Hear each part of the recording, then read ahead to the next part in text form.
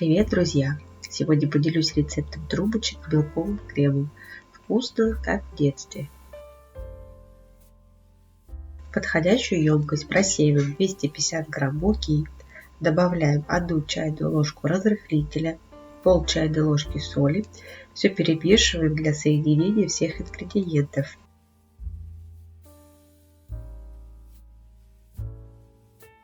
Затем натираем на крупной терке 100 грамм холодного сливочного масла.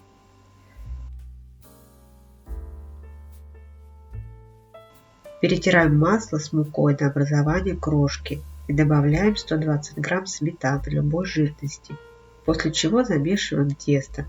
Долго замешивать ничего не надо, просто соединяем все ингредиенты в один ком. Получившееся тесто заворачиваем в целлофан и убираем в холодильник на 30-40 минут.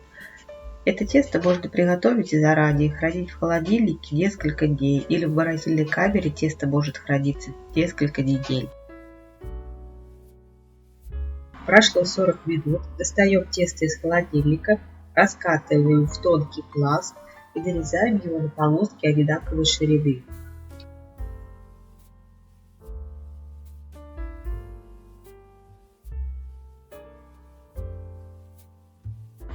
Затем каждую полоску теста наматываем на кулинарный конус. Если у вас нет таких конусов, то их можно сделать самостоятельно из обычной бумаги и пищевой фольги. Скручиваем из бумаги конус, как в детстве делали кулечек для семечек, и оборачиваем его пищевой фольгой. Выкладываем трубочки на противень для запекания и смазываем яичным желтком. Затем слегка посыпаем сахаром и отправляем разогретую до 200 градусов духовку выпекаться на 15-20 минут.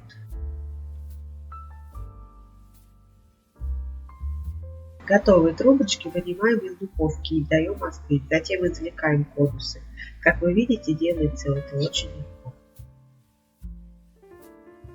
Оставляем трубочки до полного остывания.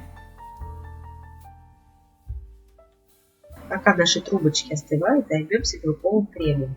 В чашу миксера вливаем 3 белка, всыпаем щепотку соли и начинаем взбивать на больших оборотах до устойчивых пиков.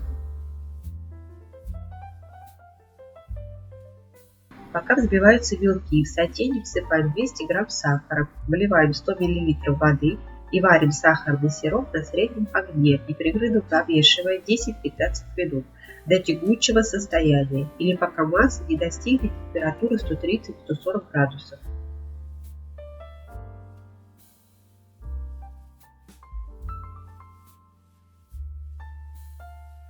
Когда мы достигли желаемого результата, снимаем готовый сироп с огня и тут же тонкой струйкой вливаем его к взбившимся белкам. Продолжаем взбивать еще 1-2 минуты. Готовый крем перекладываем в кондитерский мешок.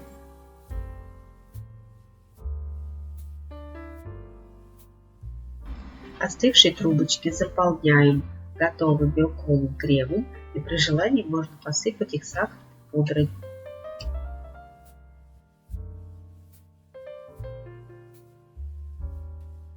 Смотрите, какие аппетитные и красивые трубочки у нас получились. Они очень нежные и вкусные. Порадуйте себя и своих близких этим лакомством к чаю. Приготовьте трубочки по этому рецепту, и я уверяю вас, что они вам очень понравятся.